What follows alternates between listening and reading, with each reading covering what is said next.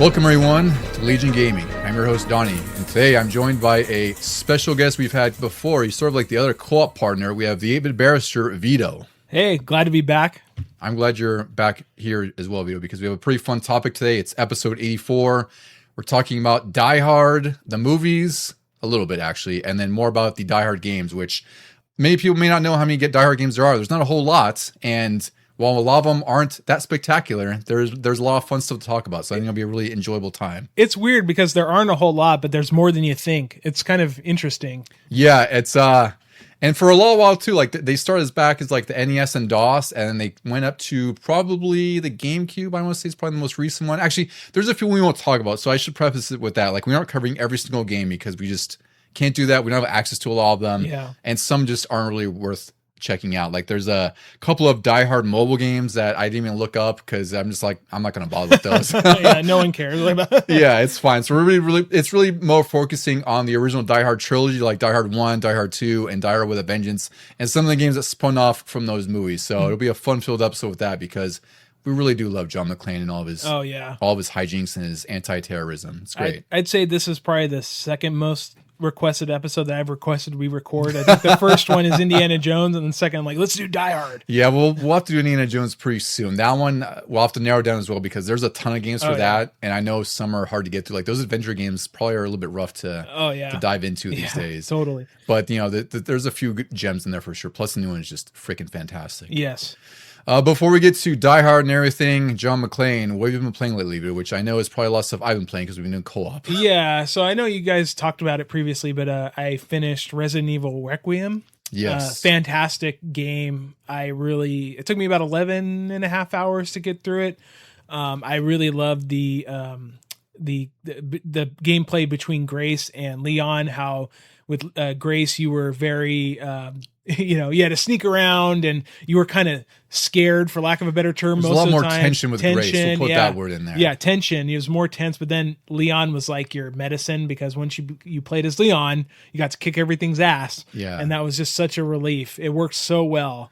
Definitely want to go through it again for a playthrough on what is the second highest? It's a normal, and then what's... There's Nightmare, I believe it's called. Or no, is it Nightmare? I think it's Nightmare. Nightmare. Well, there's the one with the ink ribbons. So that's classic mode. Classic, yeah. I want to do classic mode and see how I could get through it there with having to manage the ink ribbons. But it's definitely a great time. But it also got me in the mood to replay Resident Evil 2 because of a certain segment in Requiem. So I started playing the 2 remake, and I got through Claire A, and now I'm doing Leon B, and this is the first time I've played it on PS5. Really, that game is freaking awesome. That's one of my favorites. It quickly went up my ranks for like favorite remakes and favorite games. Yeah. And on top of it, they recently released a PS5 Pro, another PS5 Pro upgrade, and I don't know, I forgot what the enhancements were, but it's kind of incredible that they've been adding more to it because there was the next gen update for PS5 and Series X, and now they've gone back and added more PS5 Pro enhancements, and it looks even better. So is it now Pro enhanced? I'm almost certain that the update came out within the last couple months. Within the last month, it was shortly around Requiem, I believe. Yeah, I mean it looks great, runs great. It's just a fantastic time. I have a hard time trying to say which one I like better, 2 remake or 4 remake. Yeah. They're just both excellent, and I do want to go back and play 4 again. Although I'm kind of thinking that they might bring it to Switch too, so I'm like, well, should I wait and just get the new Generations pack whenever that comes out? Yeah, and play it on Switch the too? second Generations pack. Yeah. So, and then I've been playing a little bit of Marathon with you. That's been a great time. That's I was talking a little bit about that in the last episode, and it's definitely a brutal time to start out because the game does not explain a whole lot, which is one of my criticisms, and like the UI can be kind of a challenge to deal with. But once you get going, and especially if you have a co-op partner or a group, it's really fun because it is satisfying, and you do have to kind of break away from your normal first-person shooting conventions. Like you can't go in guns blazing; it's just not going to work in this game. Yeah, but it's really fun. It's been a really enjoyable co-op time. Yeah, I generally will get my ass kicked most of the time when I'm playing it, but it's still fun. It's so satisfying when you're just getting destroyed most of the time, but then you have the one perfect run where you exfil, you complete all your objectives, and you get a bunch of loot. I think that's so rewarding after suffering so much through the previous playthroughs. But last week, I think it's out right now too, but they did the Cryo Archive release last week, and I got one run in there. You have to have 5,000 credits value loadout or something. So I kind of was hesitant to try it again because I didn't want to lose everything in my vault. It's kind of the hoarder mentality that I have. But I lasted about 10 minutes, got destroyed, and then I didn't try it again yet. But now I'm here visiting, my parents and everything, so I can't play it. Yeah. So I'm going to miss it this weekend. But it's a really fun time. It's really good. I urge people to try it. I want to see it last. Yeah. So, because I think especially I really like the art design, and I really love it. It's got a very vibrant sci-fi neon color aesthetic that works really, really well. It's Bungie, so the gunplay is really great. Exactly. It's really fun because playing with you is really hilarious at times because there was a. The last time we played the other night, I was like, Vito, there's these two guys coming up. They're about to see us. Yeah. And I'm like, I'm going to go stealth because I'm playing the assassin. So I'm about to go basically ambush these guys and flank them. And I said, Vito, I'm going to go stealth and flank them. And I kill one guy. I down him. And like, Vito, get this other guy. And I'm like, where I you was at? on the roof. Yeah. Because they didn't see you, but they saw me and they started wailing on me. So I was like, I got to get the heck out of here. So I ran on the roof. And then I was going to try to come around and flank them. But I guess they must have saw me climb on the roofs. So they were waiting for me. A mile away. So I down one guy. I'm trying to finish him, and I'm trying to get his buddy. I'm like, Vito, get him. And I see that you're like a mile away. I'm like, where'd you go? I was trying to go around on the roof and flank them, but they saw me. And they you'll get into situations like that where it's sometimes you kind of think you're being really intelligent and you're going to like get around these people, but they always seem to know where you are and they'll get the drop on you. There's just people that play that game for hours upon hours and are really good at those types of extraction shooters. And I kind of play casually, like maybe I'll get a run or two in a night after I'm done playing something else. Mm-hmm. So I'm not as skilled as some other people. Well, I'd say solo, you have to play more defensively because it's really just one-on-one, and sometimes you will catch the drop on somebody and that's the way you want to do it. But for me, like coming from like Warzone and those kind of games where if I feel like I'm in an advantageous position where I can flank these guys and kill them, that's one less squad we have to deal with. Yeah. Which is where I was. But it's funny because you're on the opposite. You're like, I'm just going to run away. No, that's generally whenever I start getting wailed on, I'm like, I got to get out of here and try to come around. And, yeah. But in retrospect, I should have just ran straight into it and tried to get them. But I'm so used to kind of playing what I call it, when I play by myself, I still play with a squad. And a lot of times I get thrown in with what I call the goof troop, where they're kind of just doing random stuff and they end up getting us killed. Mm-hmm. So I'm always kind of like on the self-preservation aspect a little bit, even if I'm playing with you, who I know has got my back. It's just kind of, frankly, like in most cases you should be with this game because that's the whole impetus is like, you're gonna die. You're guaranteed to die at some point. You can't avoid dying in these runs. And you kind of have to sort of part with the idea or deal with the idea that your gear isn't permanent. So you're going to lose stuff that you might be attached to, which you don't need to be attached to because you'll get more. Right. But it's hard to do that when so many other games train you to like, keep your gear, level it up. Right. Yeah. So it's just one of those things where it's hilarious because it's like sometimes we'll get a drop on people, sometimes we won't. Yeah. And it's just a matter of like play styles and like how we, finish the mission because we were on a time limit too. That's on top of it as well. Yeah. So that's the thing. That's what makes this game so fun too. Is like you have really dumb moments like that where it's like things go really great and really, it's seamlessly, and you might plan something and it goes all wrong, right? Like we might be dealing with one team and all of a sudden someone else ambushes us. Yeah. And that's what makes this game so enjoyable is just that sort of dynamic aspect that anything can happen and nothing is safe no matter where you are. Yeah. I've kind of found like little victories that, when I lose, I'll like to not take so much stuff into the run with me. Yeah. So if I lose, like, and they try to loot me, it'll be like a kind of a lower tier gun and like maybe one health item and stuff. So it's like a kind of like, screw you to them. It's like, yeah, you got me, but you're not getting anything out of me. I try to be spiteful too, where it's like, I know I'm not going to do much because I have a very specific objective that I know I don't need to be geared up. Yeah. So I purposely take like the worst crap just that if I do die, which, you probably will unless I ambush somebody. Yeah. I'm like, that's it. Joke's on you. You got the worst guns. You got no ammo. You killed me for nothing, you jabroni. Yeah. Yeah. No, it's a really fun time and, you'll suffer a little bit, but it's just worth like the gameplay loop's really, really fun. I really enjoy it. Yeah. I enjoyed it a lot more than I thought I would because I played the beta and I was like, this seems pretty cool. I wasn't so hot to it before. Like I was just a little bit more skeptical. Like I wasn't sure how I was going to feel about it. And then when I played the closed beta or it was a server sim, I think it was called. I was like, this is pretty cool. And then I told you about it. And then you bought it right before I did. You were more impulsed than I was. Yeah. And then once you got it, I was like, well, I have to get it now. Yeah. Cause I saw, I was kind of hesitant, but the art style always drew me. And I was like, you know what? Like, I'm going to get it. It was like $40. I'm like, I'll get maybe, you know, hours of it. I'll probably get 20 to 40 hours, you know, just like I did with Hell Divers, right? I Same put idea. 50 hours into Hell Divers, Yeah. you know, so I got I'm my like, money's worth out got of my that. money's worth. So I was like, I'll get my money's worth out of it. And I'm actually enjoying it a lot more than I thought. And I think it's definitely worth $40 in my opinion. You'll get the enjoyment out of it. Yeah, you just have to deal with the learning curve, Yeah. which once you get over that, it's a really great time. Right. It's Bungie, so like I said, it plays very, very well. It's just it's a much different game than you might be expecting. It's an extraction shooter, and it could be kind of brutal, but it's worth it if you stick with it. Totally. And then one other game I'm playing, and I know you're playing it too. Maybe you'll talk about it a little bit more, and so I'll kind of lead it into you. But Crimson Desert. Yeah, I finally got this in. I think it was like this Thursday when it finally arrived, and I'm only a few hours in, and I could tell that this is one of those games that you're going to chip away at it very slowly because there is a lot to do in this game, and there's a lot of really cool stuff to discover. Yeah, no, there's a lot to discover. The world's really beautiful, like the engine. I think it's called Black Space Engine. It's some unique, it's some in-house engine, which I always love because, you know, Unreal has its issues, and some of those more licensed and popular engines, like they're confined to certain things, right? So it's like this, when they cater it in-house, it's like they can sort of enact whatever game design and philosophies they want to, because the engine is built for that. Built specifically for what they're trying to do. My biggest problem with the game right now is some of the bugs and the controls are really janky.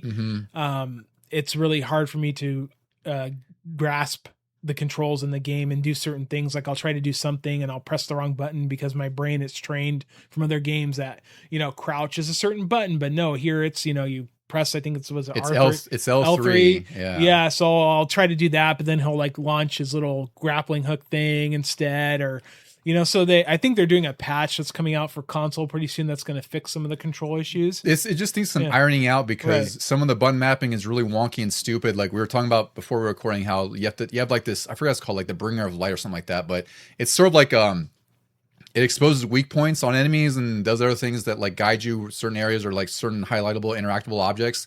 And to use it, you have to hold L1 and R1, let go of L1, keep R1 pressed, and then aim at wherever you're sort of aiming at, which clunky and stupid. No reason for that. It needs some control ironing, maybe some collision detection to be ironed out. Yeah. But it's a really gorgeous world. Like it looks incredible on PS5 Pro. I know you have a PS5 Pro as well. Yeah. So it's a real showcase on there. And really, this game is just like a more gigantic Tears of the Kingdom. Like the same idea. Like you have these, what do they call them? Faded Abyss? Yeah.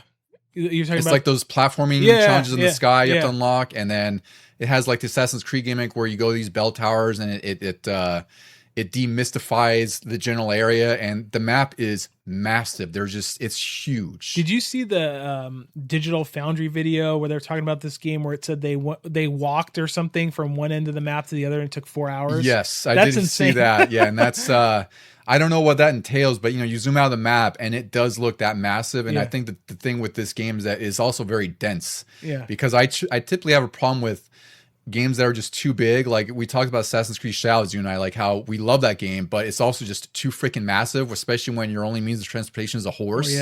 Right.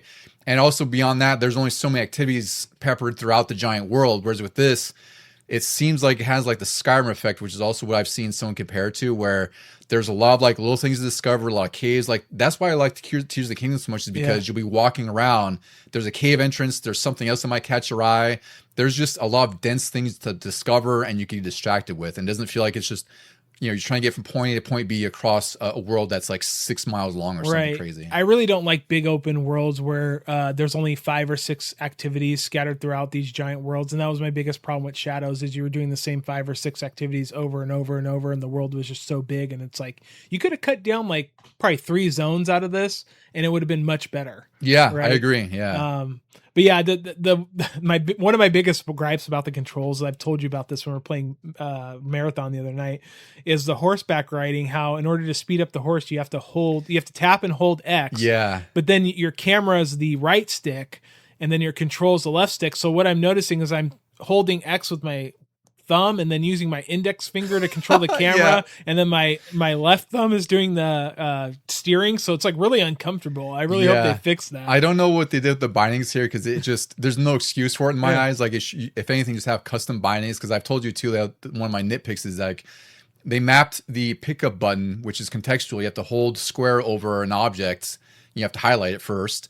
Otherwise, if you don't, you jump. And I hate when games do it where it's like you're picking up things, but it's also mapped to jump. So there's times where maybe you're not in the right spot and you jump accidentally. And again, like if you hold L1, you can highlight certain things, but it's like it also sucks because now you're holding L1 everywhere to highlight things you're picking up. So it's stupid nitpicks that can get ironed out. Like, you know, we're talking like a lot of the negatives, but it's really like everything else about this game's been really great so far. Like the scale of it's really great.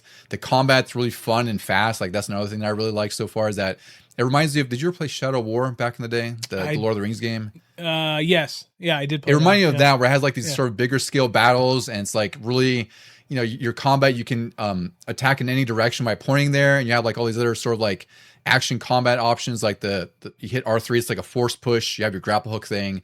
So there's a lot to do in this game. It's just one of those games where I feel like you're going to be spending a ton of time. It's going to go like 3 hours to go by and be like, wow, I didn't do shit for the last 3 hours. Yeah. I was like collecting stuff or doing this or that, which is great. I don't know if I'm going to finish it. I don't know what's going up the story. Yeah. But I'm enjoying just the fact that I can just kind of chill out and discover puzzles or do whatever. Because that's one thing is the aesthetic in the world really, really helps with that kind of stuff. You know, you make a good point where you'll play for multiple hours and then you'll say, oh, I did like one mission. It's just like Xenoblade Chronicles X. Play multiple hours and you'll just not accomplish very much. But it's still fun. It's still very fun. Yeah, yeah. So it's this probably isn't a game for everybody. Like it's one of those. I know some of the Metacritic scores, like the scores are all over the place. Like I know it has like a 78 or like close to an 80. Yeah. But it's I would say it's a little bit divisive where some reviewers are critical that it's just there's so much crap to do and none of it's really meaningful. And you have the other side where it's like, no, I love this stuff because it's really fun to discover these little things and all these distractions and whatnot. So I don't know, for most people, like maybe wait for a sale, check it out. Yeah. But I think if you love these open world games where it's just like a billion things to do and you like the Zelda Tears of the Kingdom format or Red Dead Redemption 2, you're probably going to enjoy this just the same. It's just like real life. A lot of crap to do, but not a lot of it's meaningful. Yeah, exactly. Yeah. Except here, we don't have to worry about bills and all that good stuff. Exactly. So at least there's that, I guess. Yeah. The other game I've been playing, because I've been hopping around a lot too, but I guess the bigger main one we got into as well with Ducey was Sonic Racing Crossroads because they released the incredible Mega Man DLC that we've been waiting for. It's really, really good. Yeah. They really just added Proto Man, Mega Man. They added the Rush car from I forgot what the Mega Man kart racer was called, but it was Japan only for a long time. Yeah. But they added a Wily Castle track that we played like, I don't know, 15 times because everyone was choosing that on the matchmaking. And it's really, really great. Yeah. I was really a big fan of Crossroads because I love the sense of speed and I love the drifts. Like, it's a little bit harder to get used to it sometimes. And, I know, like Ducey always ends up hitting walls and like that does happen. It's like sometimes you get stuck on what's like, what did I let go? Yeah. But that's for me, that's like, it does happen, but it's like a minor nitpick for me because I enjoy everything else about this game, like from the tracks, the cross-world intermissions. And again, like they've added so many characters and so much content just over the last few months that they've been kind of keeping things kind of fresh. And the Mega Man DLC is great because I haven't played the SpongeBob or I forget what was the other one they released. It was Minecraft, SpongeBob. Minecraft and SpongeBob and Pac-Man. Pac-Man, yeah. Yeah, so I have to go back and try those. But what we got to play online was a really great time. Like we weren't doing well when we were doing the festival thing where you collect the points to get like this, to level up like this Mega Man Battle Pass to get like decals for Mega Man 2 and music and other stuff. But it's really, really fun when you do like the actual racing. Like I was actually doing pretty well against other people when we were doing co-op on there. Right.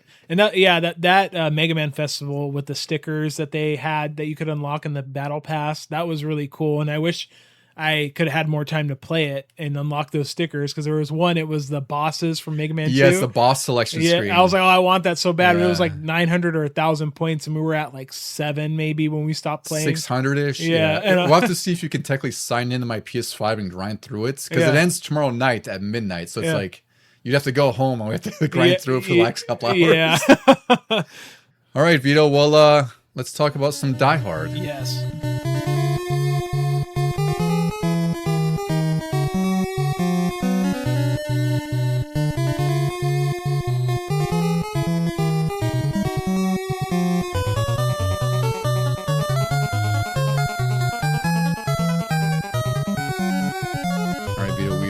Once again, we were talking everything Die Hard. So, like I mentioned at the top of the show, we're gonna kind of briefly go through the original 3 movies because that's really what we want to talk about most.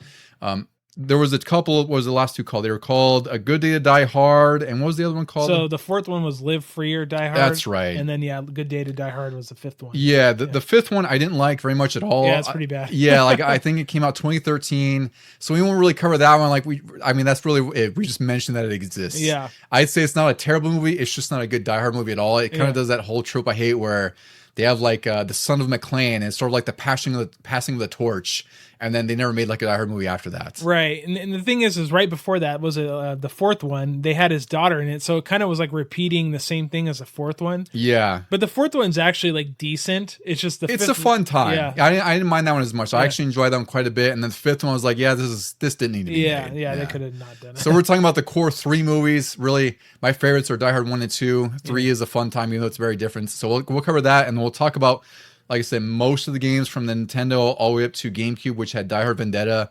And we won't cover a few. There's like Die Hard 2, Die Harder on the Commodore 64 and DOS that we didn't have access to and didn't want to play. And there's also a PC game that I probably could have tried to get running, but didn't want to bother with. It was Die Hard Nakatomi Plaza, and that's just sort of it looked like a standard first-person shooter of the early 2000s. Yeah. So the other games we'll cover, there's a lot of fun stuff to deal with there. So we'll get into bits and pieces of that. But Die Hard. One of the most iconic action movies of the 80s, one of my most favorite movies, and one of the biggest discussions about it is whether or not it's a Christmas movie, which I fall in the camp that is a Christmas movie because I do too. I do watch it traditionally for Christmas. Every Christmas I watch it. Yeah, it was released in 1988. It earned about $140 million on a budget of $35 million, which huge. That's a lot of money to be earned on a small budget, especially in 1988. It's a lot. Yeah. This one was directed by John McTiernan, who did movies like Predator, The Hunt for Red October, Last Action Hero, singular. I always wondered like what happened to him, and I guess he got busted for a lot of like legal stuff for like wiretapping and tax evasion stuff. He's kind of a not the best guy in recent years. Yeah, and one of the last movies he directed, I think, was the remake of Rollerball, and it like flopped really hard. Yeah, that was early 2000s. Yeah, and I think he made some stuff late into the 2000s. I didn't really take note of it, but his career definitely fell off in the 90s at some point. Yeah. And it's unfortunate because to me, John McTiernan, he's one of the masters of pacing, especially in like the earlier movies like Predator, Hunt for Red October, and Die Hard especially, where these movies are probably an hour 40 to 2 hours, but they're so well paced and so packed that there's no moments of real that drag on or anything, right? He just somehow masters things in such a way where it's like it just goes by so fast and you're enthralled the entire time. I notice he does do like a lot of tight shots with with his movies where it's like everything's sort of like, zoomed in or, everything's panned in a certain way. So he has a very distinct style that I think works for these kinds of movies that he does. And he directed the first Die Hard movie, and I think he did a great job with it. This was co-written by Jeb Stewart. This is Roland's when I'm pointing it out, and Stephen D. D'Souza, which you might know, Vito, because I definitely know. He's the director and writer of one of our favorite other movies, Street Fighter the movie. Yeah. And the story with Die Hard it's really cut and dry in a sense. It's like John McClane. He's an LAPD detective. He goes to Nakatomi Plaza where his wife works to kind of surprise her because they're having like a Christmas party there. And he just happens upon a whole plot and a heist of these terrorists taking over. And John McClane is the one guy who's going through this giant skyscraper and takes down all the terrorists and rescue all the hostages. Fantastic movie, end to end. This is generally one of my favorite action movies to revisit. It's something that I do watch every Christmas, but it's also something that I can watch on a whim if I feel like it because it's just so tight packed and fun. Yeah, it's very fun to watch, and one of the best things about this movie to me is how John McClane's kind of like an everyman kind of guy. Yeah. Because he's not like a Rambo or anything. Right. Yeah. And that was the thing in the 80s. Like you look at the action movies, it was the big machismo, like roided out guy like Arnold and Stallone, just these jacked, kind of one man army kind of guys. One man army kind of guys. Van Damme. Yeah. This is just a detective cop in LAPD, and that's all he is. He like gets airsick when he flies, and he has to take off his shoes to, make fists with his toes to get rid of the airsickness when he lands. And, he's clearly outmatched, outgunned, the numbers are not in his favor. It was very different from a lot of the 80s action movies at the time.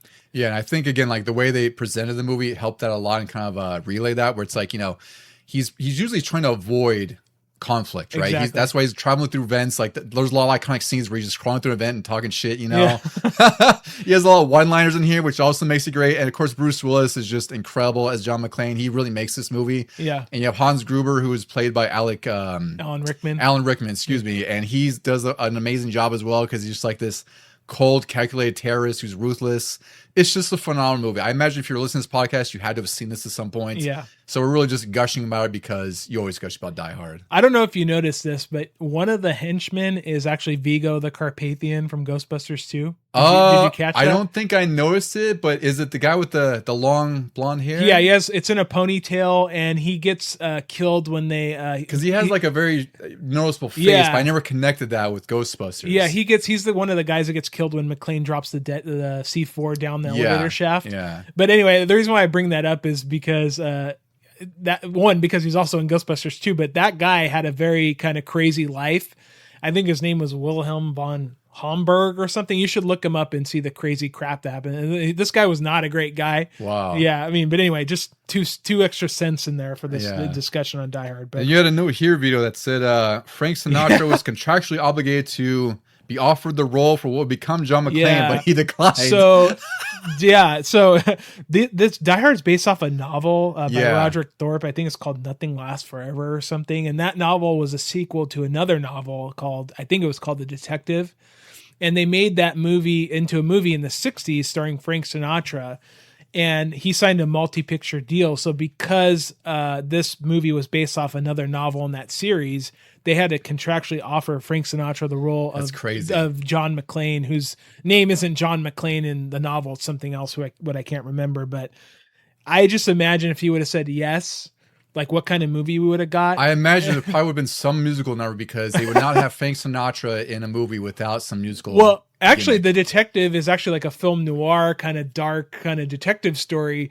So I imagine it would have been something like that because, he was probably in his mid 60s at this time. Mm-hmm. And mid 60s in the 1980s is very different than mid 60s in 2026 because you look at Tom Cruise who's doing crazy stunts. Yeah. He's like 65 or something.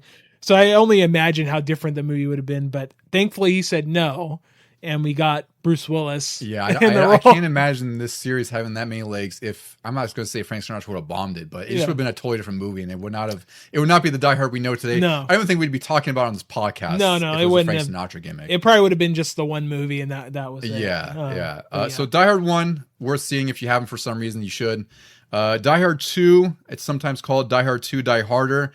This was released July 1990, so a couple years after. This earned $240 million on a budget of $70 million. So obviously they still had the success of the first movie and increased the budget here.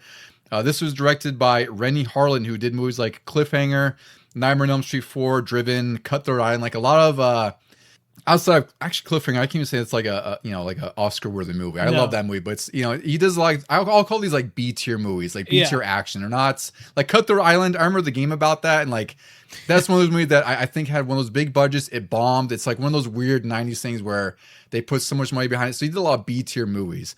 And then this was also written by Steven D'Souza again and Doug Richardson. And this movie is a little bit different where it takes place once again around Christmas.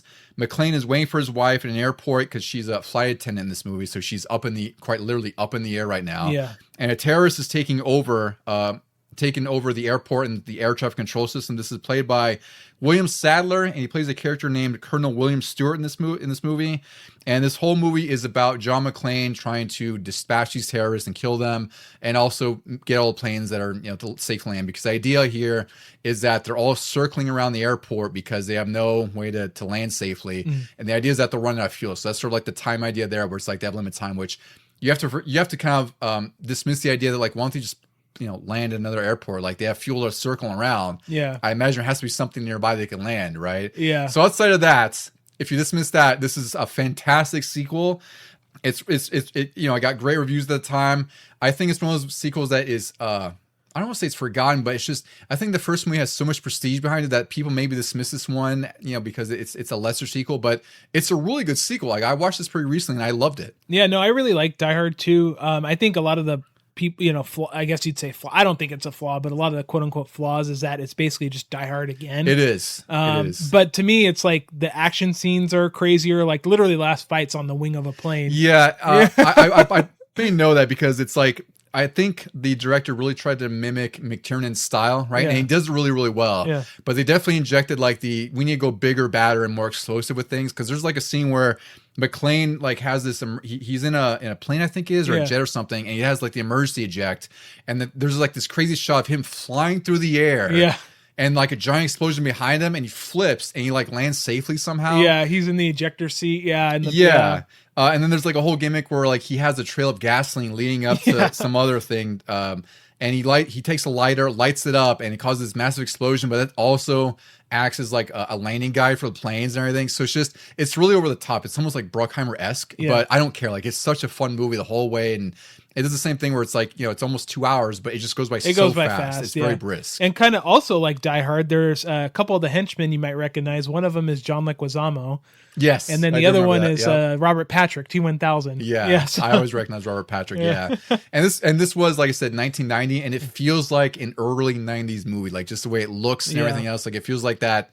We're out of the 80s, and this is like, maybe they got new camera equipment or whatever the case, but it just feels like a 1990 movie to me. Oh, yeah. I agree with that. Last movie we'll touch on is the third movie in the trilogy. It's Die Hard with a Vengeance. This was released May 1995.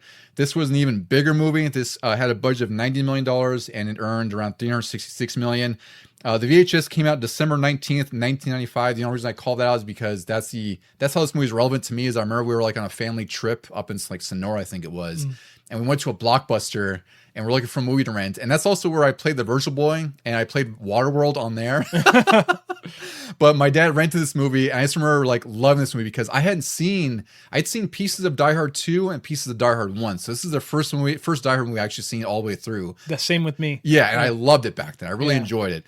This was directed once again by John McTiernan. He came back for this, and this was written by someone named Jonathan Hensley. And in this movie, Jeremy Irons is a character named Simon. He's a terrorist extorting gold bullion from the Federal Reserve Bank in New York City with threats of detonating bombs all over the place. Like, he tries to detonate a bomb in a subway and an elementary school. It's really insane.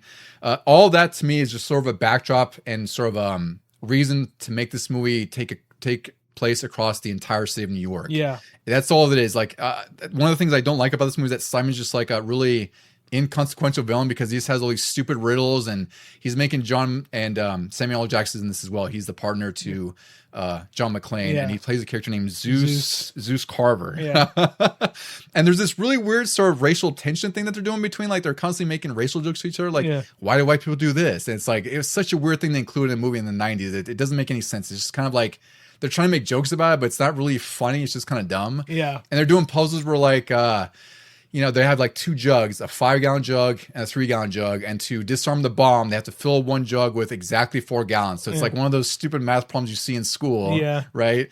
So I think this is a lesser movie. Like, it's still really, really fun, and I enjoy it. But I think Die Hard works best when it's confined to a small area, like, in Nakatomi Plaza or an airport, where John McClane has, he's within the confines of this area to work things out. This is just like, he's all over the city working out to disarm bombs and dispatch terrorists and all that stuff, because in the midst of him disarming bombs all over the city, the entire police force is locked up and doing that as well. And while that's happening, Simon is basically using that as sort of a cover up so you can take these dump trucks to take all the gold out from of the reserve. Yeah. So this movie actually started out not as a Die Hard movie. It was a Will Smith vehicle called Simon Says, and somehow it got morphed into a Die Hard 3. And so that's why, to me, it doesn't quite feel like a Die Hard. Yeah, it makes perfect sense that it feels like a movie that's not Die Hard. Right. And I think the way that they tried to really tie it as a Die Hard is they made Simon the brother of Hans from the first movie. Yes. And he's kind of out for, that's why he's going after McClane specifically. He wants revenge on him. So he's like doing all these stupid things to try to get McClane killed. Yeah. I forgot what he said, but because again, the whole gimmick is he says Simon Says. Yeah. There was one part where like he fools McClane and whatever, and he's like, well, you know what? I didn't say Simon Says. It's like, God dang it. Like, why did you? Yeah. That's so stupid. He's such a dumb villain in here. Yeah. He's not a great, I mean, the actor's really great, but the villain himself is kind of lame. And I think the same flaws like with this movie is what kind of undoes the next two as well, is that they're not in confined spaces. And like you said, I think Die Hard's the best when it's in the plaza, in Nakatomi Plaza, or at the airport, or in a confined area. And I think that's one of the big flaws with this one. Yeah. This one just spent too much time trying to get so much of New York into it. And, there's parts where it's like they're traveling around in a cab and trying to get through traffic and everything like that. And, it does go by at a brisk pace because it's McTiernan and everything like that. But it just feels like they're trying to do so much at once, and there's so much going on, and none of it really matters because there's this heist going on, and the police don't know because everyone's locked up on searching for these bombs. Because again, like with these dumb riddles, no one knows where the bombs exactly are, so they have to go figure them out. And it's a fine movie. Like I think the critics were a little bit harder on it because they said Simon sucks, which I think's fair. Yeah, Jeremy Irons is great. Yeah, but it didn't feel like a Die Hard movie, which makes perfect sense when you tell us it was a Will Smith movie originally. Yeah, I still think it's worth a watch. I mean, all three of the original trilogy. Yeah, they're great action movies. Yeah, definitely watch it. Yeah. All right, so we've covered the movies, Vito. Now we'll talk about all the games that were adapted from the 3 movies. So the first one we'll start with, a lot of people may know this from the Angry Video Game Nerds videos. This is Die Hard on the NES. This was released around January 1992. This was previously a DOS game. Like there's a DOS version that came out in 1989. There's a TurboGrafx 16 / PC Engine version that came out in Japan around 1990. And there's also a Commodore 64 version. So this is one of those games that had multiple versions. A lot of them are different. The Commodore 64 version is a side view, which is much different. Like you still travel like in like in sort of an office building in Nakatomi, but it's a side scroller. TurboGrafx 16 version, you have more experience with this, but this actually started out as a different game that wasn't Die Hard. Which makes perfect sense because the first, I think it's 2 levels are in a marshland. Yeah, it's like a jungle and like a Vietnamese river. I've been to the Fox Plaza in LA which doubled as a Nakatomi building. There's no marshland outside of there. I really do like the PC Engine / TurboGrafx. Well, it didn't come out in the US, but the PC Engine version. It's a like kind of top-down commando style kind of shooter. There's a bunch of different weapons. You could only have one weapon at a time, and your enemies will drop weapons. And if you're not paying attention, you'll drop your current weapon and pick up a specific weapon you may not want. And sometimes that gets you into trouble.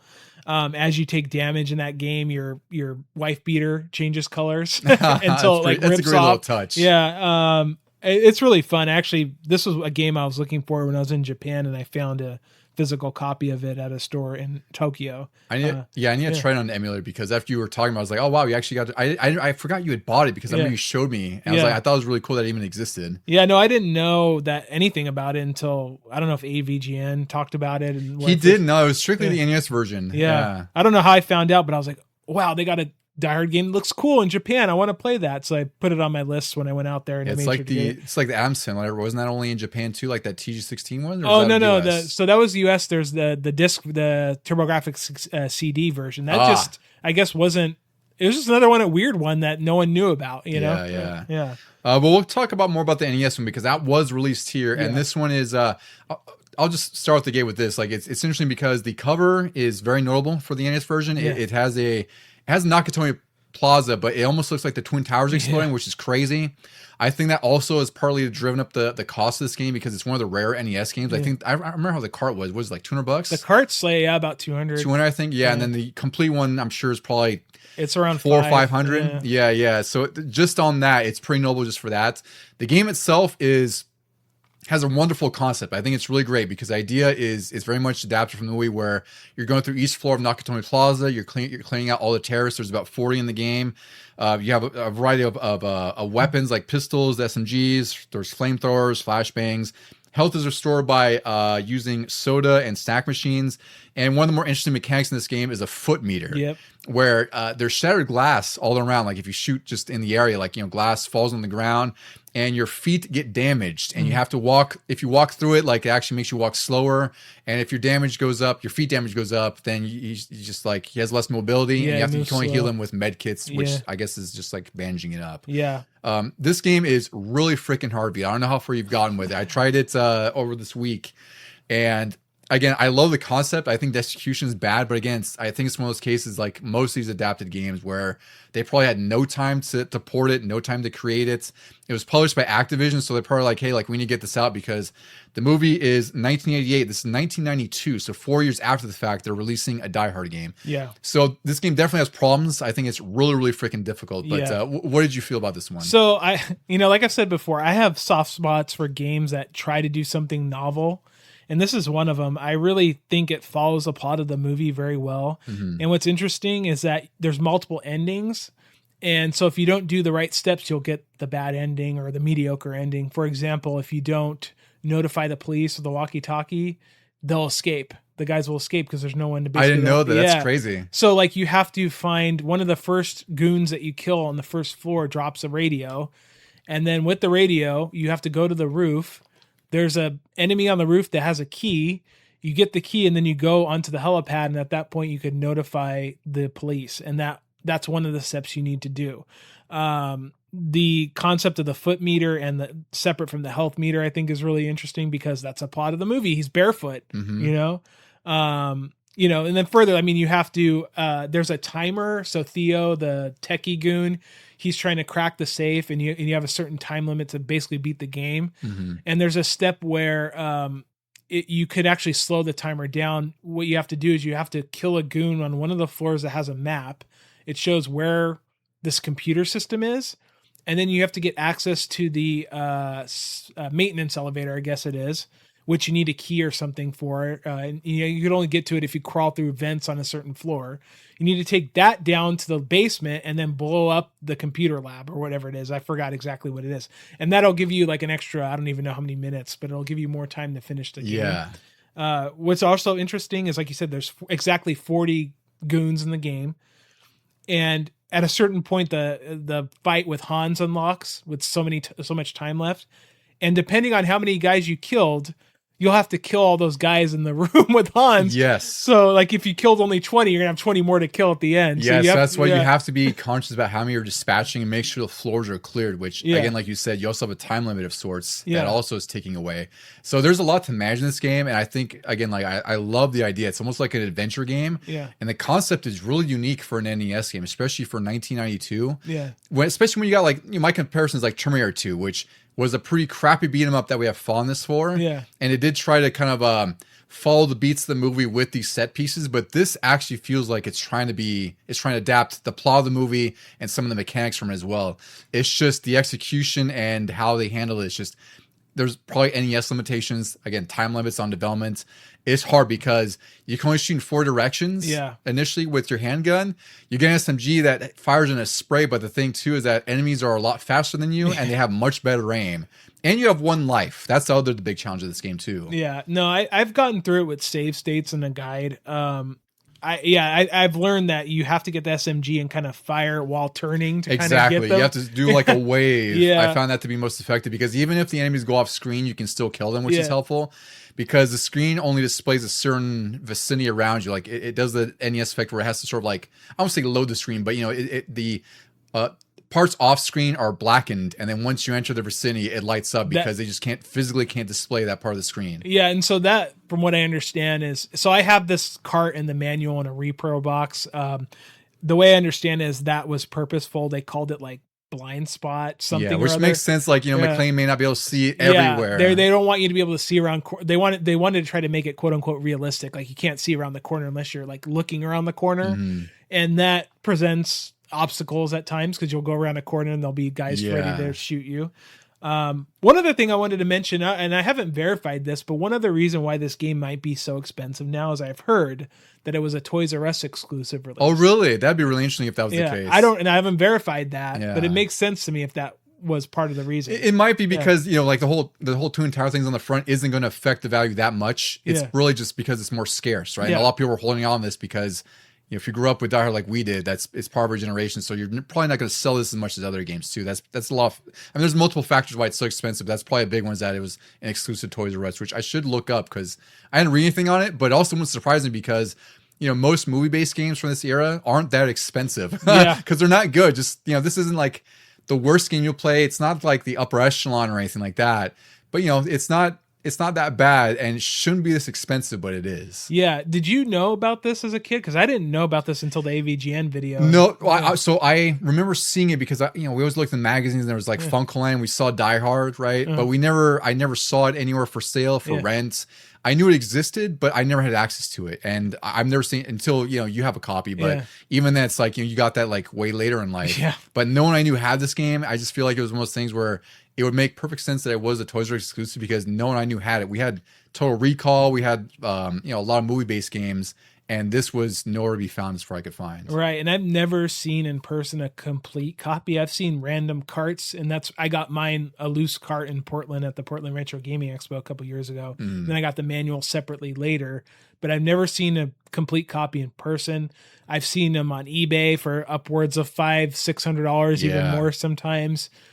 So yeah, I think it makes sense to me that it would be a store exclusive. But again, I haven't verified that. Yeah. And overall, you should check this out just for fun. Like, just load it up on an emulator. Like, don't go out and pay $200 because, unless you're crazy like me. Well, like we buy games because it's like, you have funds from whatever. But it's like, I wouldn't recommend most people go pay $200 for this. Like, it's not worth it that much, really, Brett. But you'll get your fill out of the emulation because there's probably game gene sheets that'll help. But it's a really interesting game to check out. It does a lot of unique things that you really don't see on most NES games. And it definitely demands repetition because you're not going to get through this in one run with one life. Like, they really demand that you learn the layouts, you learn where everything is. Because again, you have time limits. Enemies are pretty deadly, and you're McClane. Like, you're not a one-man army in this game, In a sense, it's exactly like the movie. You're unmatched, you're outgunned, the enemies are very deadly. So yeah, they kind of nailed it in that respect.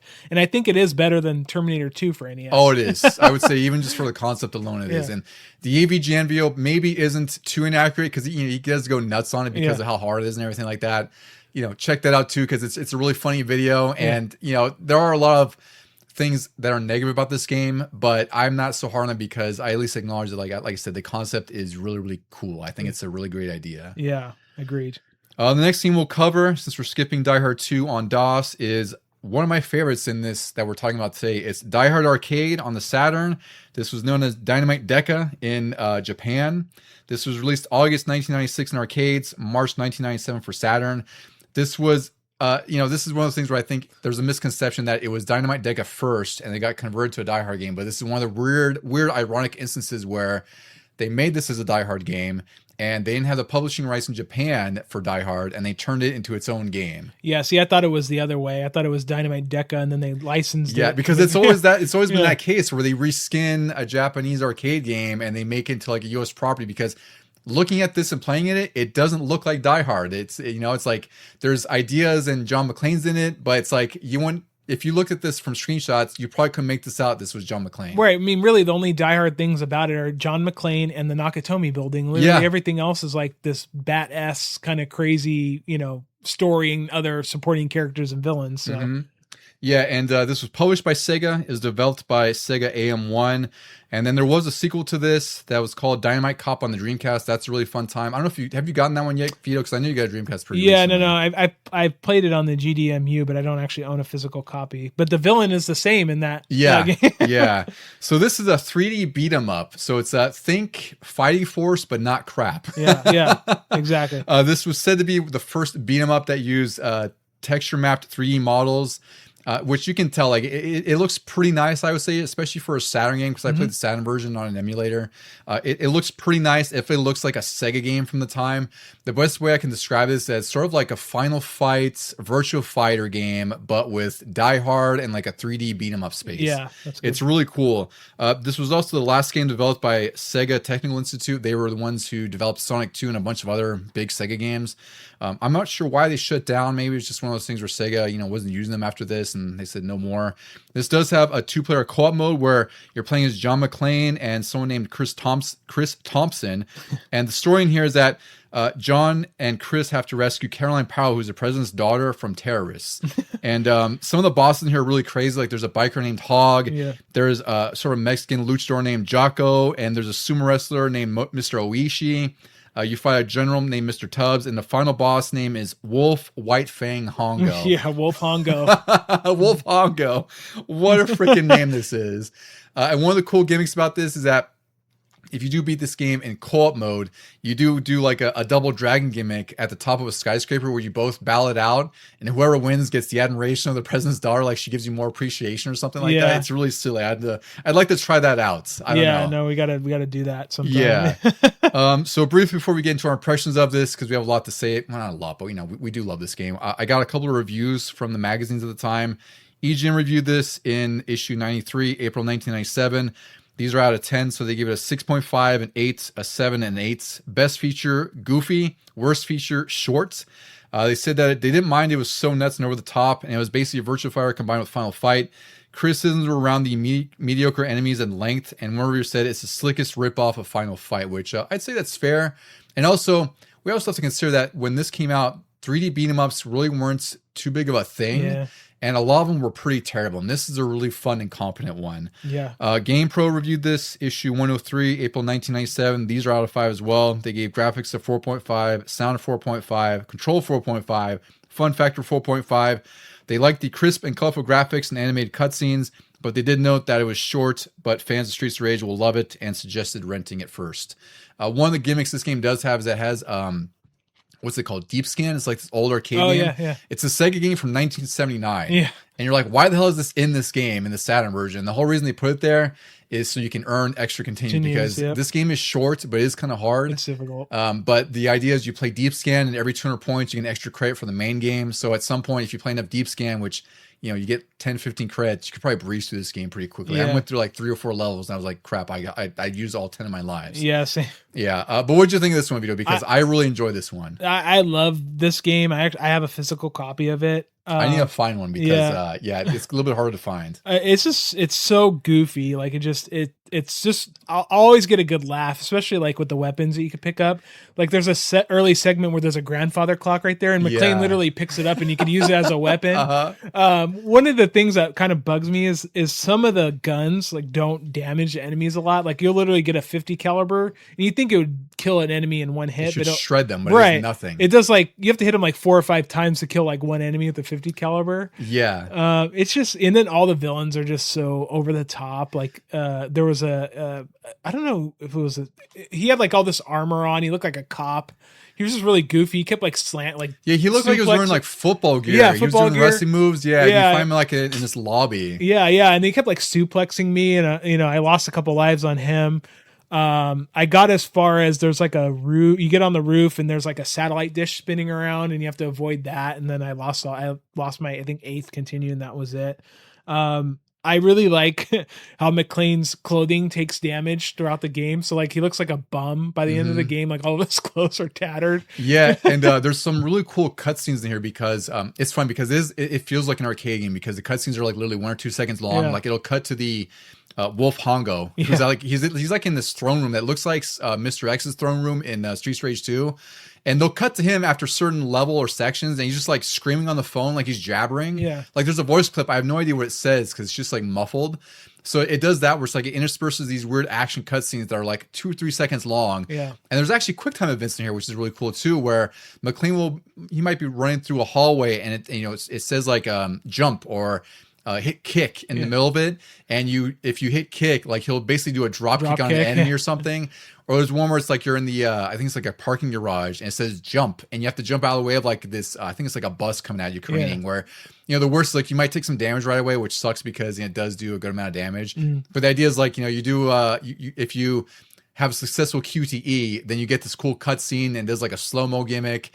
So there's a lot of cool stuff in here that I think was a little bit ahead of its time for its time, especially in 96. The beat 'em up aspects are really fun. There's actually a pretty good variety of moves, I think. Like there's some wrestling moves, some grabs. The one thing that does suck, and it's a little bit of a challenge I think most 3D games had at the time, is moving on the Y-axis.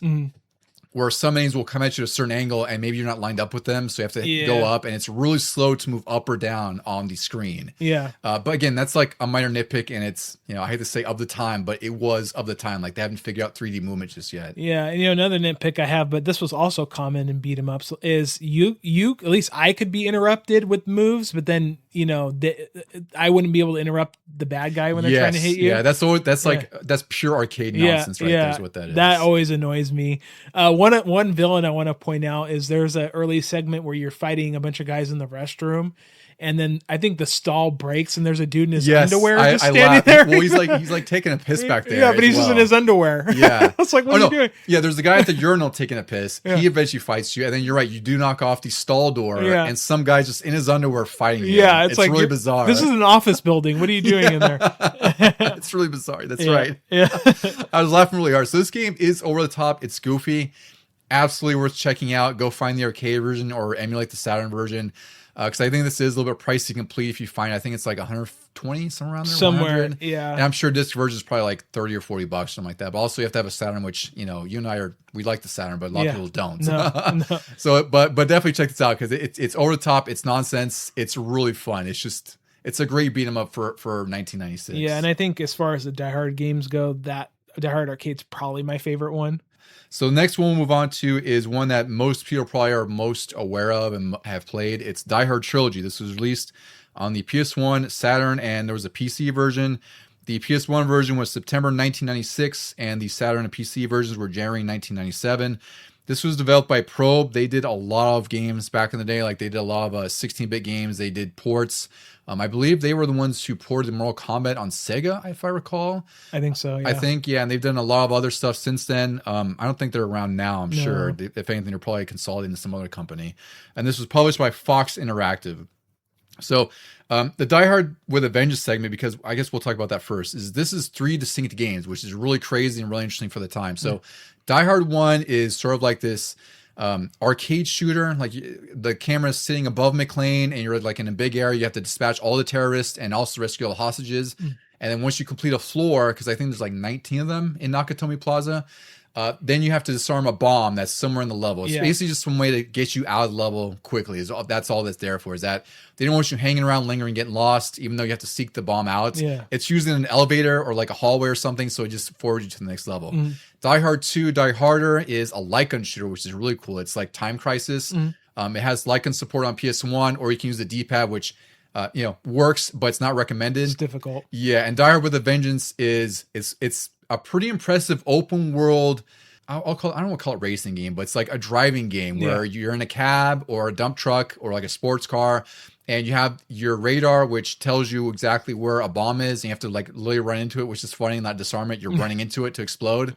Otherwise, if you run out of time, New York City just explodes. And it's crazy because the game over screen I totally forgot about until I looked, I played this the other night, was when the city explodes, you see the World Trade Center behind it, and it just gets enveloped in explosives. And it's like, holy crap. Yeah. This is obviously pre 9/11, but that's, it's always weird for me to see the Twin Towers in a game now when, we lived through that attack happening. So that was really kind of shocking in some sense for me. It's also funny that it's like an atomic explosion when, the bombs, I mean, in the movie, they're big, but they're nowhere near not city clearing big. Yeah. So the With the Vengeance part was actually developed first, and it was actually supposed to be a standalone release until Fox said, no, we got to have the game more closely linked to the movie. So that's when this development team, which was actually led by a smaller, younger developer team, because at this time Pro was working on Alien Trilogy. So they were tied up in that. And then they basically assigned all the younger programmers, designers to make this. And sometimes that works out really great because GoldenEye kind of had that same story where Rare was comprised of a bunch of like these younger, really hungry developers, and they had free from to do whatever they want. From what I read with Die Hard Trilogies, they didn't really have a game design doc set. It was really just kind of flying by the seat of their pants, developing ideas that they wanted to do and including them. And then they included them in the design doc after the fact. And it worked out because all these 3 game types, while, they're not like the most polished, they're all really, really fun just because of how much variety there is and how well thought out they are. Yeah. And on top of that, the game was banned in Germany because of the extreme violence. Like you could run over pedestrians, and there's actually a lot of, like even in Die Hard 2 with the Lycan game, like there's like bloody explosions and stuff, more than you'd expect. So each game is pretty lengthy. I've never finished any of them because they're also really, really hard. The Die Hard, the first game, you have to get through all 20 floors, and you can save in between them. But you really have one life, and I think you collect more if you get a certain score. The light gun shooter, I don't know how many levels that has, but that gets pretty hard, and that's definitely recommended with the light gun shooter. Yeah. And With a Vengeance is probably the most difficult for me because the cab you control is really difficult to control. Like it's really stiff. And then you have like a quick turn button that turns you 180, which doesn't help when you're trying to make like a sharp right, because one cool thing this game does is you have your Samuel L. Jackson proxy who sounds nothing like him. He's actually kind of guiding you like, turn right here, turn left. It's actually kind of cool if you do that. And I would say like in that respect, New York City in the third game is actually pretty big for a PS1 game. Like it's a pretty large open world. Yeah, I agree. Have you played much of this one? Because I think you played more of the Saturn version. Yeah, right? so I own this on Saturn as well. I like this game. I think visually it doesn't look super great. anymore. It might, maybe back in the day it looked good. I think Die Hard Arcade still looks good, and this really doesn't. Ages a little bit less. Yeah, this ages worse for sure. Especially because even the first game, I actually think it has one of the better camera systems on PS1. Because again, this is a pretty early PS1 game. This was September 96. PS1 came out September 95. So they still hadn't quite figured out camera work, but it actually works because it doesn't get in the way in Die Hard 1. And it also has a really cool mini map because you're supposed to find all the terrorists and the hostages, and you can actually select and it zooms out. So you have a pretty good view of the general area on the floor you're on. And also it has a really cool gimmick where if you're up against a wall, rather than get blocked by the wall, it actually makes it transparent, which I think is a really sort of crafty way to deal with the camera, because you have no camera control in this. You use a D-pad, so it's really stiff. Yeah. He has an awkward strafe as well. The first game is really, really fun, I think, in that respect, because it really just feels like an arcade shooter in every respect, right? Each floor is like that. Die Hard 2, it's a little bit different because it's like a shooter, and Die Hard 3 is, I'd say, the least of the three because the time limit is very, very strict. Yeah. I got a couple reviews here. So the PS1 version, I couldn't find a review in GamePro, which is surprising because I checked from like July 1996 to February 1997. For some reason, they just didn't review the PS1 version, so maybe they didn't get a copy. They did review the Saturn version in issue 103, April 1997. This got a 3.5 for graphics, 4.0 for a sound, 3.5 for control, 4.5 for fun factor, and this is comparing it to the PS1 version. So they said it's graphically inferior to the PS1 version, particularly Die Harder with slowdown and bad pixelation. And the reviewer did mention that it needed gun calibration options because the controls are super sensitive, but they said it's a fun time otherwise. EGM did review the PS1 version in issue 86, September 1996, and they gave it a 9 out of 10, 8.5, 9, 8.5, so very high reviews. That's very high marks for this game.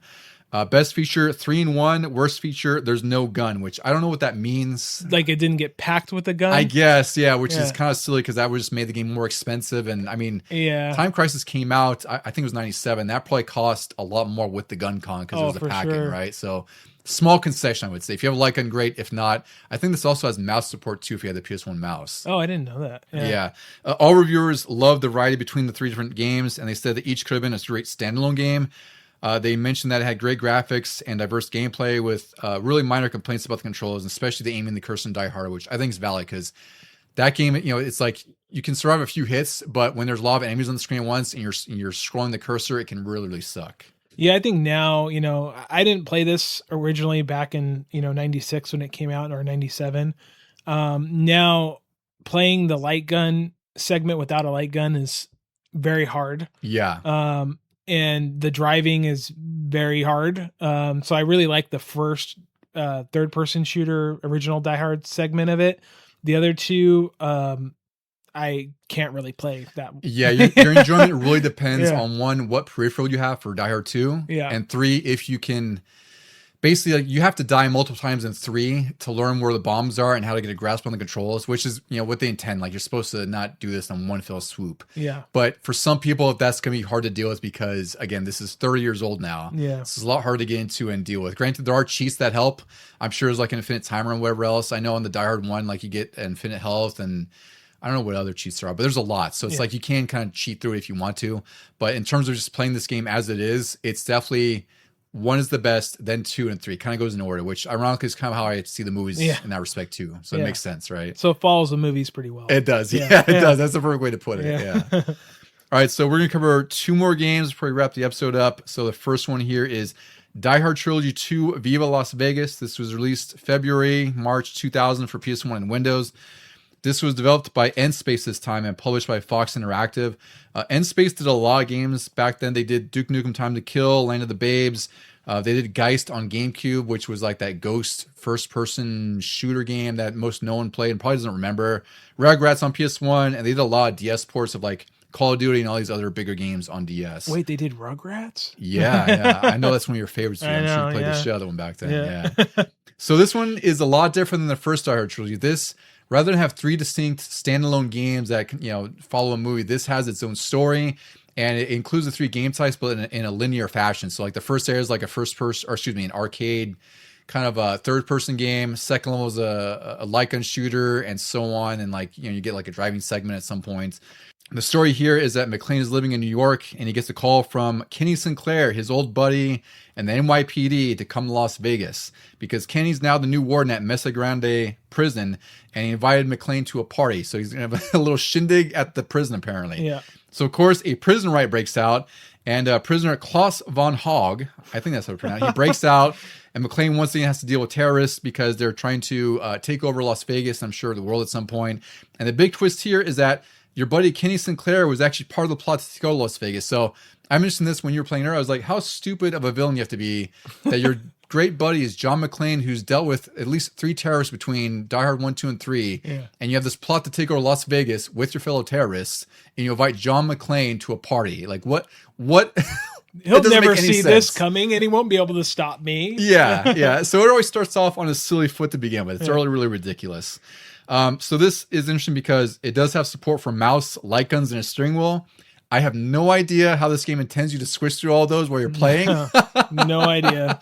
Because, you have 2 controller ports on the PS1, so you could realistically have the controller in one and then switch out your light gun and your steering wheel in the other. I don't know. It's a little silly. I'll go with the reviews on this first because this game, it's not bad. I think it's just a poorly aged game. This is also a later PS1 release because it came out in 2000 and the PS2 was coming out October of that year. So this is one of those games that probably had a smaller budget, smaller dev team, and just, they needed to make a game for some reason. I don't know if it's to retain the license or whatever, but they decided to make their own standalone game. And, it's not terrible. Like I played a few levels and it's all right, but we'll get to that in a second. So reviews, EGM reviewed this issue 129, April 2000. They gave it a 6.5, a 6, 5.5, 6.5. Best feature, shooting style play, which is the third person segments. I agree with that. Worst feature, the best feature was shooting style play. The worst feature was third person action mode. So they thought the light gun shooter segment was the best, which I agree with. Yeah, okay. Excuse me, I had it backwards. Yeah. They said that overall it's a collection of barely above average games that does nothing to improve the original. They know the poor graphics with clipping and glitches and the AI being very dumb or very smart.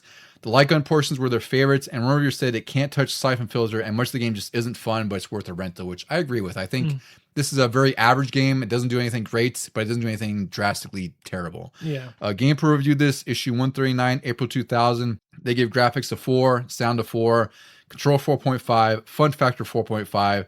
And they really liked this game, surprisingly. They were the polar opposite of EGM. They thought the textures were highly detailed, but also know the environments are sparse and dark. They also liked the variety of play, but know the wonky collision detection.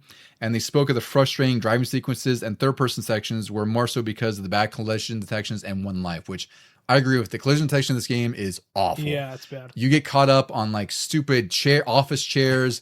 You get caught on doors. McClane has this awkward thing where like he'll put his back against like a surface and get stuck there for some reason. So overall, like I said, this game tries. I think the ambition's there with this game, but the execution is just a little bit off the mark because it's 3. They tried to do 3 different games like the original did, and all of them are just kind of unremarkable. I do think the Lycan segments are really fun. They're just really, really long. Like the second level is just exceptionally long for no reason. Well, in the brief amount of time I played it here, I think the light gun segment using the controller was much easier to deal with than it was in the first. It was, yeah. It's a little bit easier for sure. It's fine. Like it's a fine game. The first level kind of bothered me because it's very, I don't know if I'm going to say labyrinthine-like. I would say labyrinth-like. Yeah. I have no idea. Some of those words jumble my words. Yeah. So I that's a flaw I have with some of these old games. I don't like it when they put you in these kind of these maze-like levels with no map and you just kind of, you're into backtracking a lot. It's purposely made to be complex to lengthen the mission, which it does need to do because it's like when I was guiding you through it, because I had to do that myself and I had to learn the layout. What it does, it just makes you get lost purposely so you can eventually wrap around in a giant circle is what it is. Yeah. Because all that crap it made you let you do in the beginning is just so you could get to a control room in the prison, which is the most ridiculous way to get there. Like I can't imagine a prison being laid out that way where there's like one giant way to go through all these hallways, doorways, stairs where it's like, this is ridiculous. Yeah. No prison's going to be designed like that. Yeah. It does have a cool first person mode, which again, not terribly common on the PS1. And that's great because you can destroy cameras and other things. And, the aiming here isn't great. It has generous auto aim, which it really needs. Yeah. Because the enemies they have better aim than you, and you have a variety of weapons like shotguns. You get like a rocket launcher at some point and an SMG. I think this is just a totally fine action game. Probably shouldn't have been called Die Hard. Like if they called it anything else, I think it would have been fine. Because the only relevance it has to Die Hard are the characters and the plot that's loosely based on a Die Hard sort of property, right? It's just like McClane's here, he's killing terrorists again, same old stuff, but now we're in Vegas. Fine game. Like, I think the EGM review is probably more fair to it because, you know, I'm a little bit more forgiving of this because, like I said, the ideas are there. Like, it has a really cool bunch of cool concepts, but it just feels like an old PS1 game, but the PS1 is 5 years old at this point. You know? All right, Vito, we'll get on to the last one. And unfortunately, this is the worst one, I think, here. I think it's safe to say, but this one also has a kind of a cool story attached to it, so at least there's that.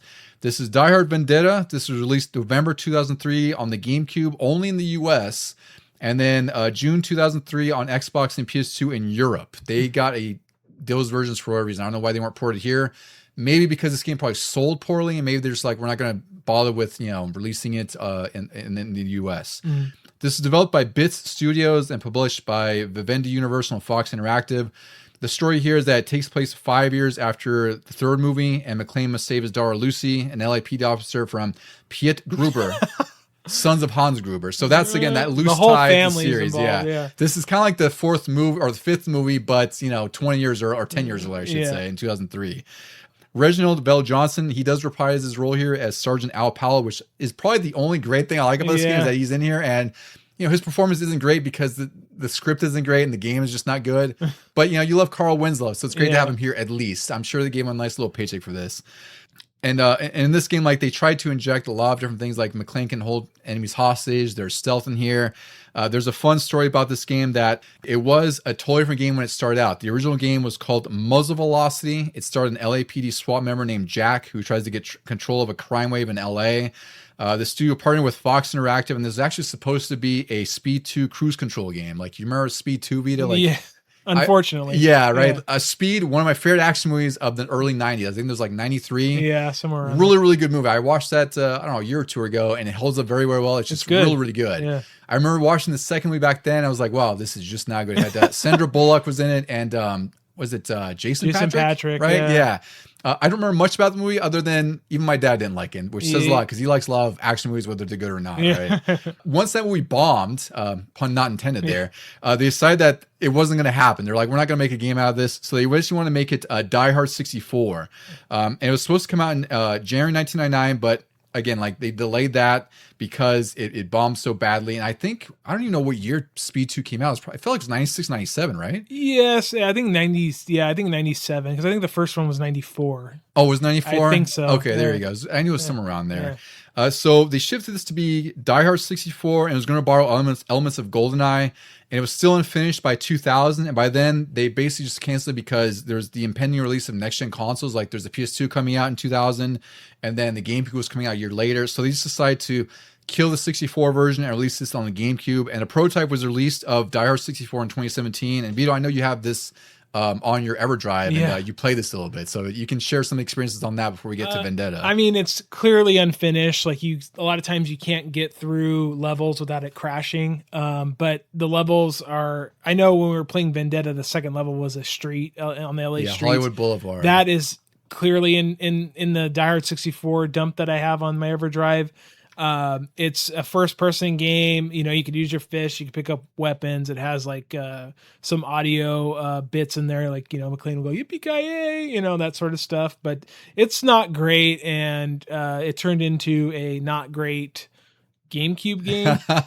You're putting it lightly is what you're doing. Yeah, but I was telling Don, I was like, you know what, if they actually came out with Die Hard 64, I probably would have bought it because I'm such a fan of the movie. Yeah, I would. Well, I would be more forgiving if it was an N64 game, frankly. Yeah. I mean, it's worth try it. If you could play it on an EverDrive or emulate, just give it like 5 or 10 minutes and try it and see what you think. But, I mean, that's really, we can, jump into it because it was released by a former developer, and it, like you said, it's unfinished. Like, the AI isn't really there, right? Like, the enemies can't really shoot you. They won't shoot you on the street level. They won't shoot you. They'll just like walk past you. If you do the Nakatomi Plaza levels, they will fire back, but they're very stupid, and you could just really easily dispatch them. Yeah. There's no like mission objectives or anything, as far as I remember. It's just you just going around and it makes sense because it's probably just in such an early state. I'm sure you can go on YouTube and find videos on it, but ultimately they decided to shelve that and release the GameCube game. So I'll get to reviews first before we get to our impressions, because this is, I mean, this is how we're going to end the show, essentially.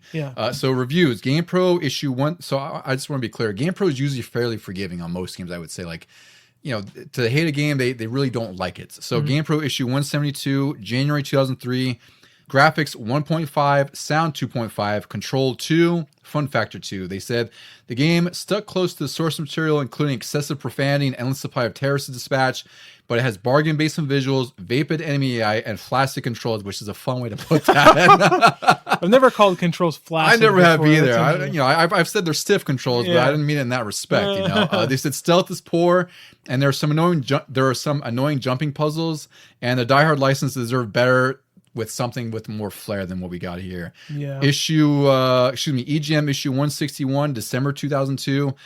This was only one reviewer because this was an instance where EGM, to pack more reviews in there. Sometimes their normal form was like 3 or 4 reviewers. I think by this one it was like 3. And then for smaller games or, lower end games, they'd have one reviewer. So one reviewer gave it a 4 out of 10.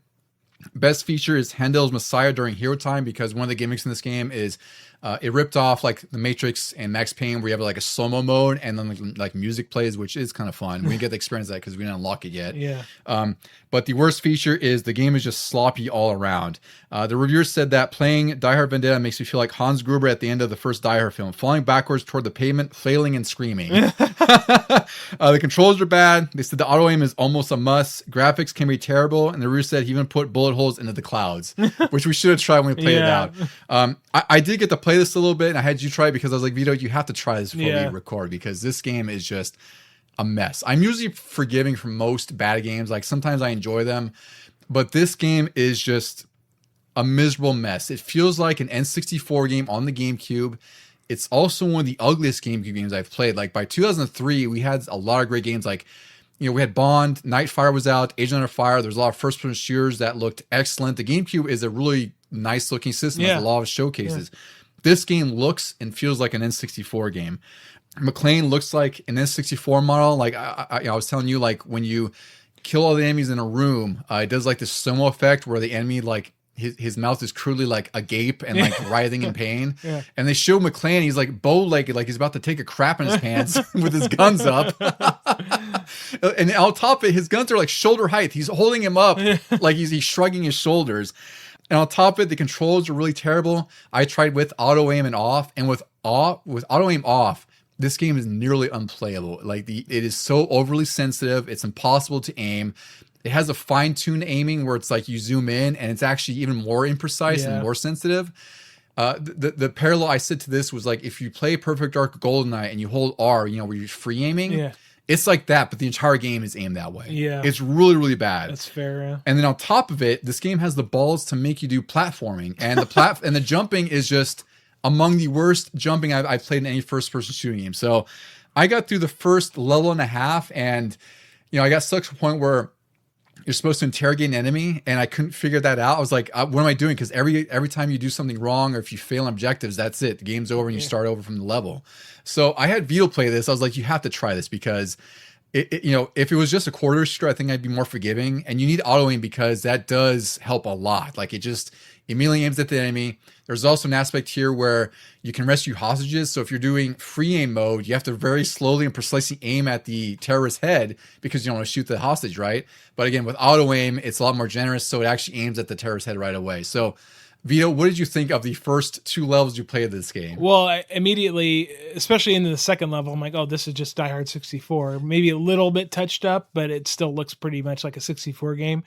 The platforming is very bad. It took me, a good 5 or so minutes just to do one jump to figure that out. Well, it's funny because it's funny too, because in the first level, you're like, well, this isn't that bad. It's fine. Like, in the first level, you're like in this art museum, which, again, even more funny when McClane's like in a dirty white beater and pants. Like he looks like a hobo. He looks like a homeless guy with a gun who just walked into an art installation or something like that.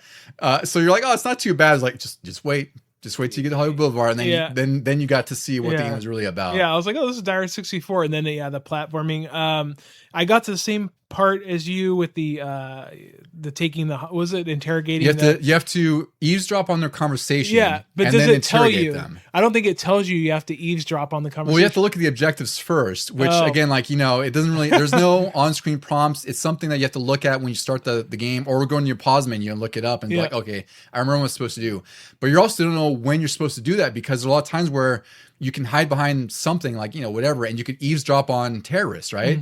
Or in this case, it's gang members in this level. Yeah. But it's like, you don't know where you're supposed to do that, right? Yeah. So it just tells you, go do this and figure it out. And it's not until you fail, you're like, oh, I guess this is the conversation I'm supposed to be eavesdropping on. Yeah, because I saw, bad guys with the hostage, and I immediately said, oh, I'm going to kill them. And I shot him, and I got a mission fail. And I was like, okay, I'm done playing. Yeah.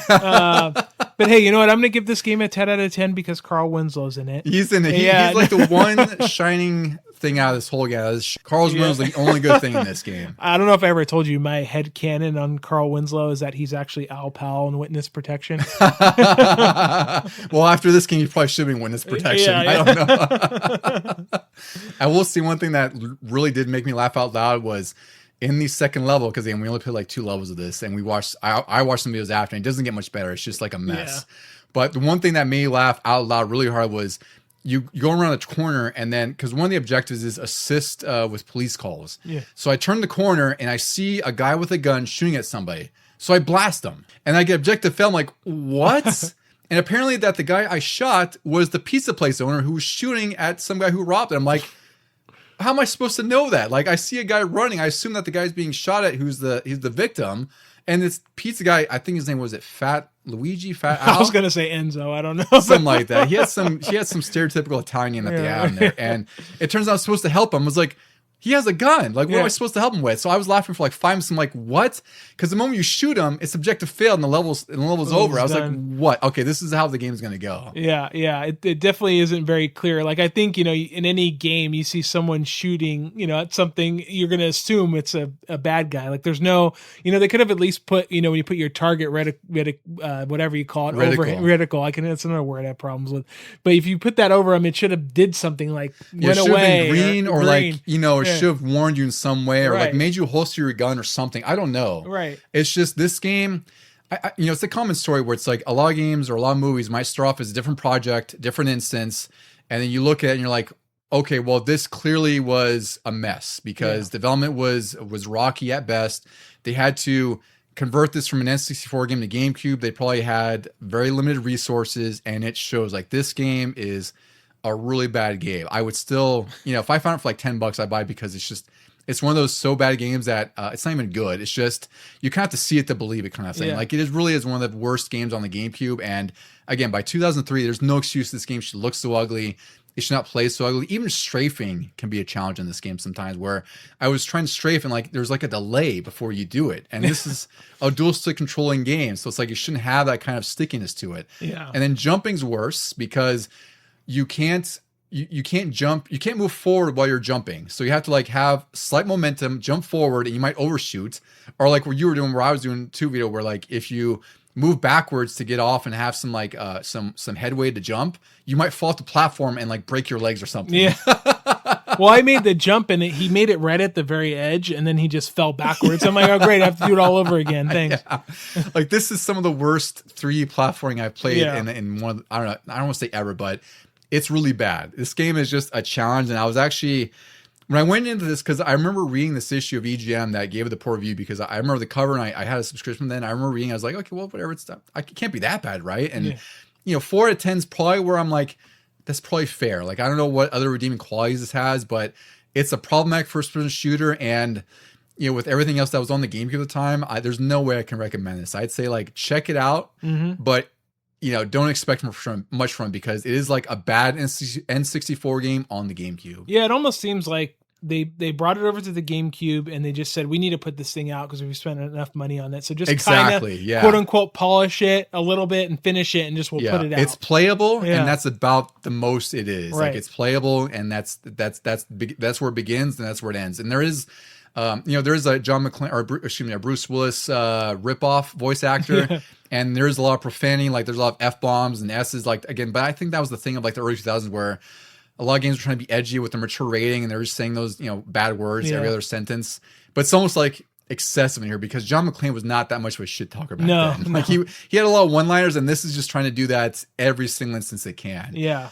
So it's a rough game. I'll say that it's not something you should seek out necessarily.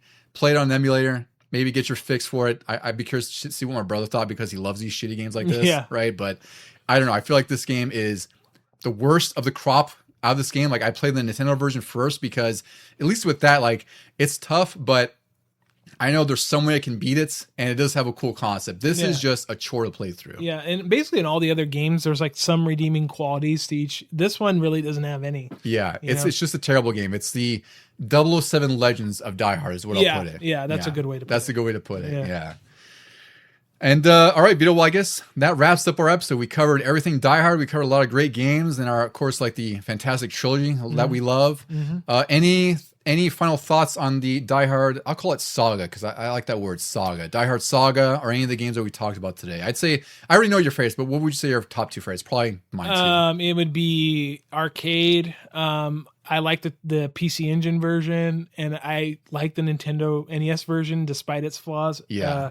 And then slightly below, I think I'd rank all those above Trilogy 1 just because I have more, I guess, playtime. Yeah, more fondness and nostalgia for them, maybe. But Trilogy 1 is still good and worth a playthrough if you haven't tried it, especially if you're a fan of the movies. Yeah, I'd put Trilogy at 1 because I do have fondness for that, and that's, I got that. It was probably like 97, 98 or something. But my dad loves the movies, so he actually played that with me, which is great. So I have a lot of memories with him because he loved Lycan shooters. So he played the hell out of Die Hard 2. Yeah. He thought the first game was really fun and also hilarious because of all the explosions, like the dismemberment and everything like that. So I have a lot of fun for that. I'd say that's my number 1 out of the games we covered today, and then the arcade version, and then Nintendo. Yeah. And then, the Die Hard Trilogy 2, I actually like that game to some respect because, like I said, the ambition's there. It's just the execution isn't, but it's a totally average third-person, multi-variety kind of PS1 game. And then Vendetta is just, it's a tragic mess because you should expect more from what's generation that? 6th generation, 5th generation? I think so. Something like that. I always get the numbers confused. But again, a PS2 GameCube era first-person shooter should have been a lot better than what Vendetta was. But again, we have to give it some leeway because it wasn't a 64 game. For some reason, they decided to salvage it because, like you said, maybe it was like they have to finish it in some way, but it's just a rough and bad game. It's a pretty terrible game overall. Yeah. Yep. And friends out there listening, thank you for listening to us for the last hour and a half talking about Die Hard and gush about it. If you have anything you want to send us as far as feedback, episode ideas, or anything about Die Hard, you can reach us at legiongamingpod@gmail.com. And we're also on Instagram at Legion Gaming Podcast, where I post my collection videos and all kinds of other fun stuff. Vito, where can they find you on the internets? On Instagram at 8-Bit Barrister. Go ahead and give me a follow. Always happy to talk games and movies. And thank you for coming for this recording, Vito. It's always a fun time when you and I get together and talk about movies or whatever else. So thank you for joining me on this one here. Yeah. Thank you all for listening. Keep your ears out for our next episode, which will be episode 85. We're going to be covering the launch of the NES and everything that kind of led up to it. And then following that, we'll have episode 86 with Duke Nukem 3D. And as John McClane says, yippee-ki-yay, motherfucker.